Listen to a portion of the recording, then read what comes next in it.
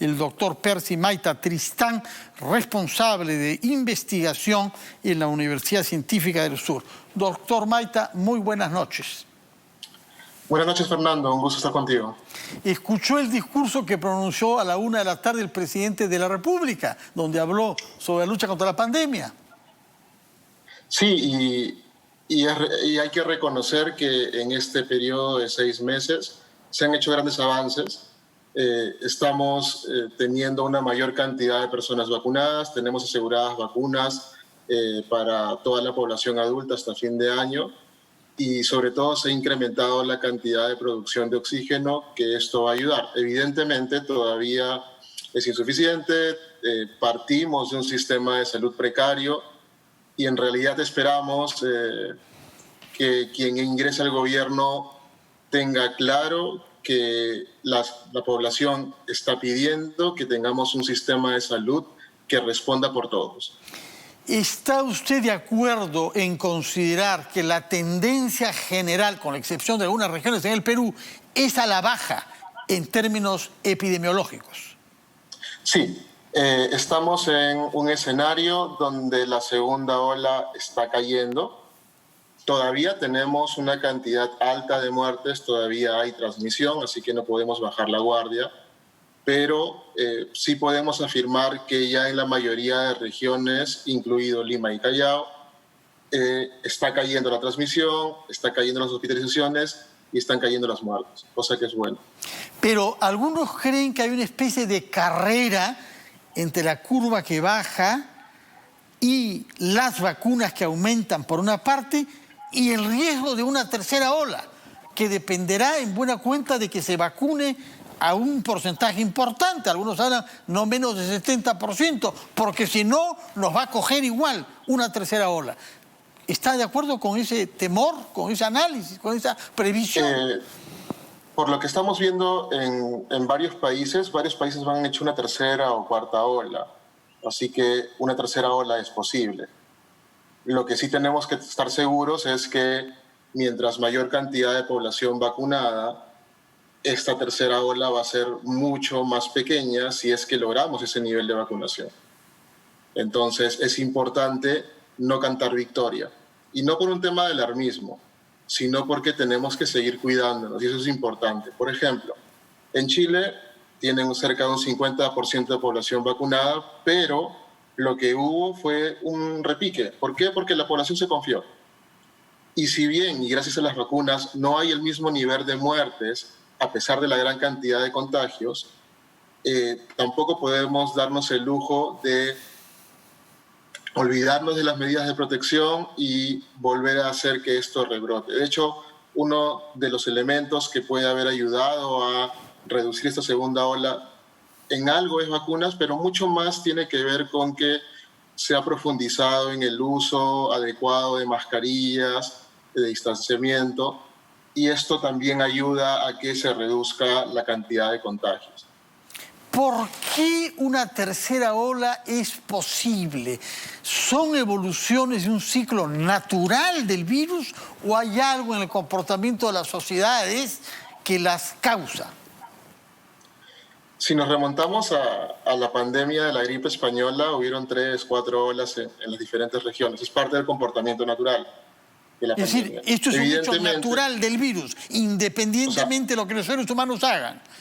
Evidentemente el comportamiento humano ayuda, porque el virus se transmite persona a persona. Y a mayor transmisión hay variantes y algunas variantes tienen esta característica de escape inmunológico que puede permitir un nivel de contagios. Lo que vamos a ver y nos va a ayudar a saber qué tan protegidos vamos a estar, justamente va a seguir la evolución de aquellos países con mayor cantidad de vacunas. Lo que se nos ha prometido es que para fin de año se habrá podido vacunar a toda la población de adultos del Perú. En ese caso, ¿todavía existen riesgos o ya no? Es que los ciclos que entre una y otra ola no van a esperar a que estemos vacunados hasta diciembre. Es decir, que entre tanto, de aquí hasta diciembre, teme usted que si no se vacuna aceleradamente y si se relajan los cuidados sanitarios, se pueda producir una tercera ola. Sí, por eso es importante la lección que hemos tenido ahora. Acordémonos que cuando pasó la primera ola y bajaron los casos, nos confiamos y nos olvidamos un poco y vino la segunda ola. Debemos aprender de esto, de que si bien van a seguir cayendo los casos, hay que mantener cuidados para evitar justamente una alta transmisión. Y aquí es importante, en este contexto, volver a lo que tal vez no se hizo antes. Cuando hay mucha transmisión es complicado hacer un seguimiento de contactos y poder aislar al virus y demás.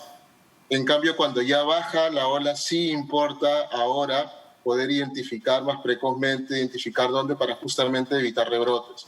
Ya, o sea, lo que está usted proponiendo es ahora que está bajando, aplicar métodos que no se han usado hasta ahora, rastrear y aislar. Si eso es así, por favor, yo le ruego que nos dé una breve pausa para que nos explique esta metodología epidemiológica que se ha practicado muy poco en el Perú, lamentablemente. Retomamos nuestra conversación con el doctor Percy Maita Tristán después de una breve pausa.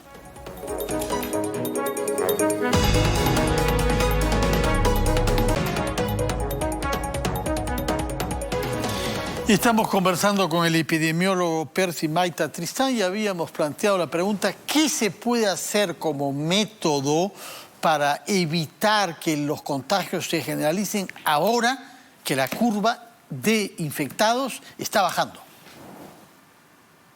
Sí, sobre todo comentábamos cuando la curva baje mucho más.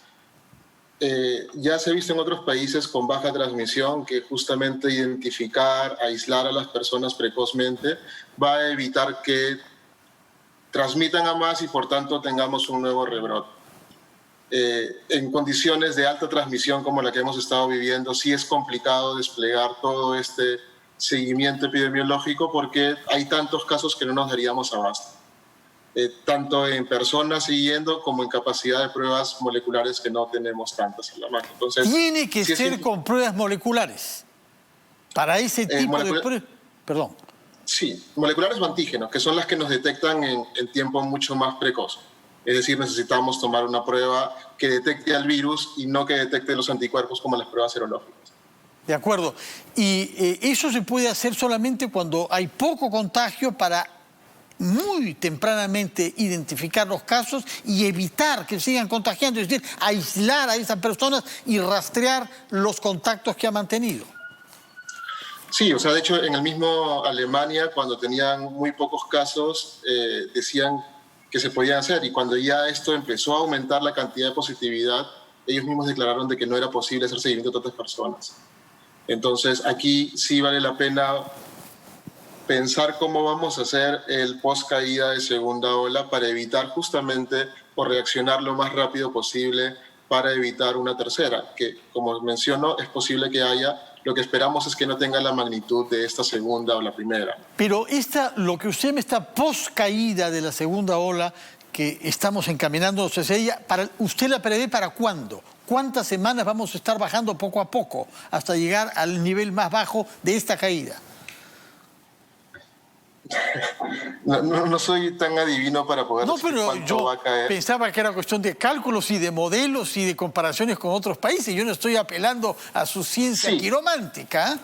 Sí, de acuerdo. El problema es que nuestros comportamientos como sociedad, cuando se les dice que ya estamos saliendo, dejan de seguir las restricciones adecuadas y otra vez empiezan a aumentar contactos y por tanto contagio.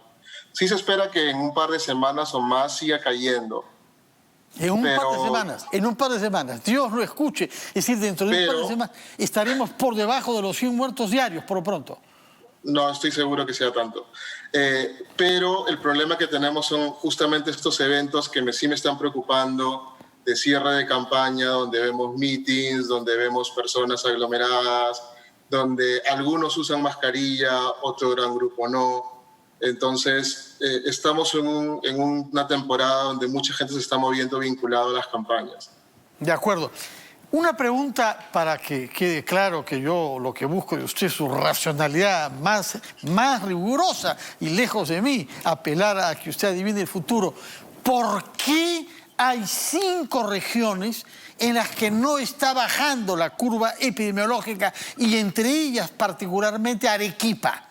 ¿Qué está pasando para que estas 5 regiones son Arequipa, Pasco, Junín, Amazonas y Lambayeque? ¿Por qué estas 5 regiones? Lo que tenemos que tener en cuenta es que cada territorio tiene una propia evolución o curva. Entonces, a veces nos confundimos cuando vemos la curva nacional y creemos que todos van a ir igual.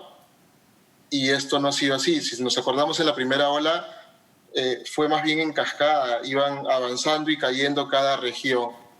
En esta segunda ola fueron casi todos más pegados o juntos.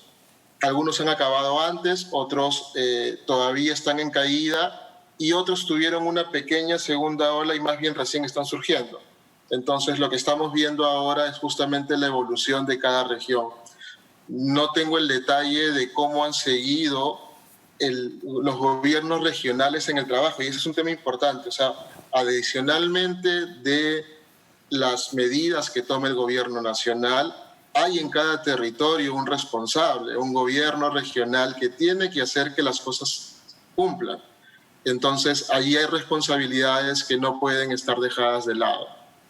El día de ayer hemos conversado con una colega suya a propósito de este artículo publicado por algunos científicos peruanos en la revista británica The Lancet, el bisturí, ¿no? Una revista de casi 200 años, en la que aparece confirmado que Iquitos ha sido la ciudad récord del mundo en materia de porcentaje de infectados, 70%. ¿Cómo explica usted eso? De hecho, incluso llegan 85%. Nosotros como Universidad Científica del Sur hemos participado en una parte del proyecto midiendo, y eso va a ser otro estudio que luego va a salir. Pero lo que encontramos con ellos es que tuvieron una primera ola realmente catastrófica en cuanto a cantidad de personas infectadas. De hecho, la segunda ola de Iquitos es mucho más pequeña que su primera, cosa que es distinta a las demás regiones. En las demás regiones, ¿Por qué hay esa particularidad en Iquitos? Porque justamente muchos se infectaron en la primera ola. Entonces, sí hay algún nivel de hecho, los estudios mencionan que una persona previamente infectada tiene menor probabilidad de tener una segunda infección, y su segunda infección suele ser menos grave que aquella persona que por primera vez se infecta. Entonces, la segunda curva en Iquitos, la segunda ola, no fue como la primera, fue mucho menor por este nivel tan alto de infecciones que tuvieron en la primera ola. Doctor Percy Maita Tristán, muchas gracias por su presencia aquí en RPP y muchas gracias por anticipar que probablemente siga bajando la actual curva y que ahí debemos aprovechar no solamente para redoblar esfuerzos sanitarios, sino para proceder a hacer lo que no hemos hecho antes, identificar tempranamente y aislar a los casos para que no se multipliquen. Muchas gracias por sus explicaciones, que tenga usted buenas noches y un feliz fin de semana. Vamos a hacer una pausa y después de haber hablado sobre política y sobre ciencia médica, vamos a hablar con un filósofo.